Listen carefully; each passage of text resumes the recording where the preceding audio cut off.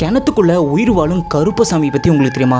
இந்த கருப்பசாமியை கிணத்துக்குள்ளே போட்டு அடைச்சி வச்சிருக்காங்க. ஒரு அழகான கிராமத்துக்குள்ள ஒரு கருப்பசாமி கோவில் நடுவில் இருக்கு, ஊருக்கு நடுவில். ஸோ அந்த ஊருக்கு ஒரு வினோதமான ஒரு பூசாரி வரான். அவனை பார்க்க பூசாரியா முனிவரா அகோரியான்னு சொல்லிட்டு கண்டுபிடிக்காத அளவுக்கு ஒரு பூசாரி வரான். பூசாரி வந்து அந்த கருப்பசாமிக்கு தினமும் பூஜை பண்ணிட்டு இருக்கான். இவன் சாமிக்கு பூஜை தான் பண்ணுறான். ஸோ நல்லா தான் பண்ணுறான்னு சொல்லிட்டு அந்த ஊர் மக்கள் கண்டுக்கவே இல்லை.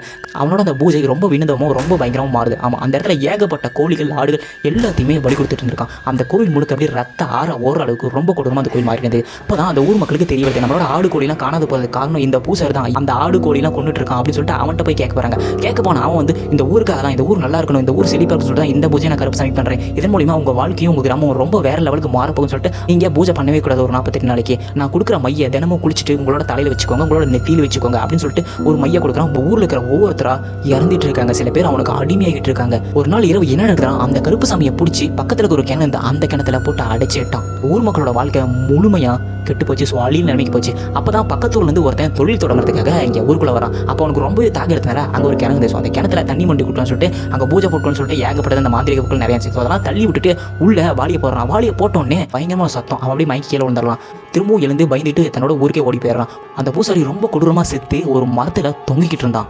அப்போ தான் தெரிஞ்சது ஊர் மக்களுக்கு கருப்பசாமி திரும்பவும் வந்துட்டாருன்னு சொல்லிட்டு.